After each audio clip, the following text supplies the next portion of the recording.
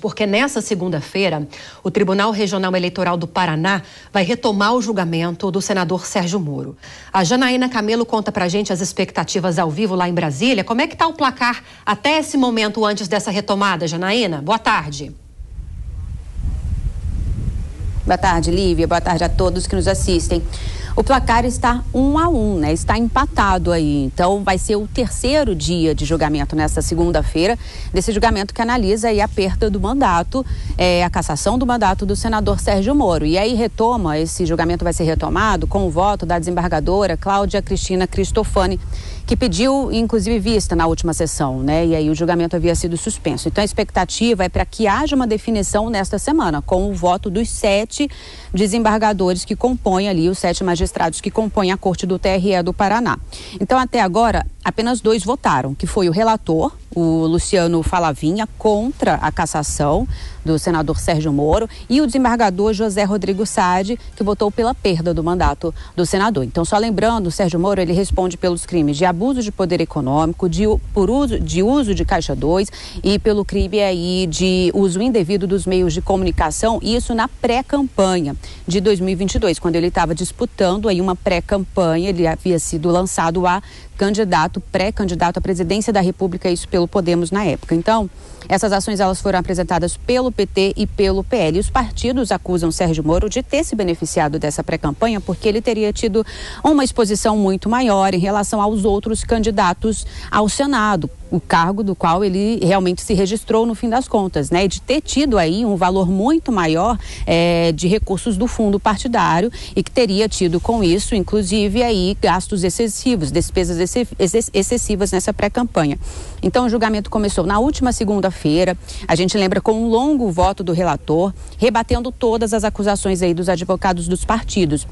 Luciano Falavinha, Livre, ele entendeu que o valor de 2 milhões utilizados por Moro na pré-campanha não foi um valor desproporcional, não foi excessivo.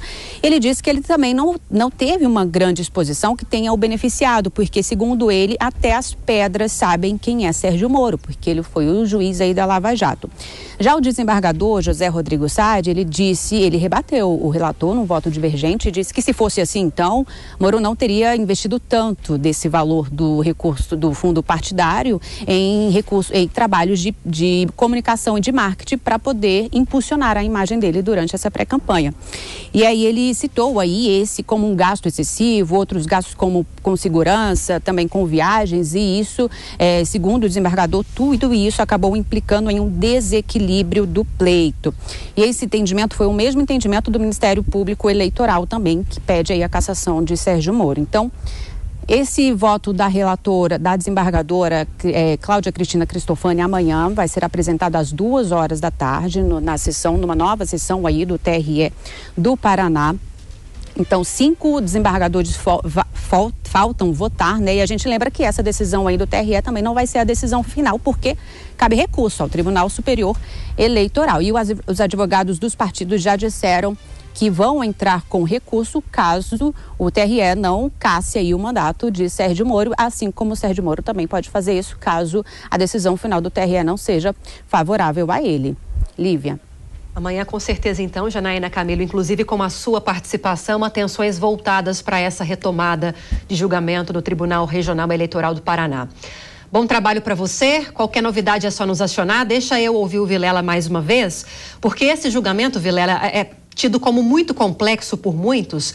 Não sei se você estava numa entrevista que fizemos ao longo dessa semana agora que passou, como especialista em direito eleitoral, que disse que a complexidade está também, dentre outros pontos, justamente no fato de nós não termos uma legislação muito clara sobre o que pode e o que não pode na pré-campanha. A gente tem leis que abrangem a campanha, o período eleitoral efetivamente, mas não na pré-campanha, que é o caso que está sendo julgado de cassação ou não de Sérgio Moro. Mas se você, que é um especialista na área de direito, você que é jurista, fosse o ministro do TRE do Paraná e tivesse que proferir o seu voto, para você, Moro incorreu ou não em abuso de poder econômico?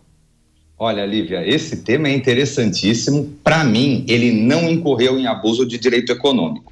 Por quê? Estamos tratando de um contexto de pré-campanha. E a pré-campanha, ela é justamente para se fazer a preparação. Um partido político, ele não fica fechado por 1 ano e meio e abre as portas em julho do ano da eleição, quando você vai ter as convenções. Não, ao longo do período não eleitoral, o partido político, ele tem sim que preparar os seus pré-candidatos, que realizar media training, por exemplo, que é um dos pontos que foram levantados, que realizar gastos jurídicos para a preparação dos pré-candidatos, para a organização da futura campanha eleitoral. Ora, a partir do momento que a gente começa a considerar isso como um gasto efetivo na campanha, sem que haja uma lei específica que trate disso, nós, infelizmente, vamos acabar deixando de lado a prática sadia, saudável de se participar politicamente durante todo o período e não apenas no período eleitoral.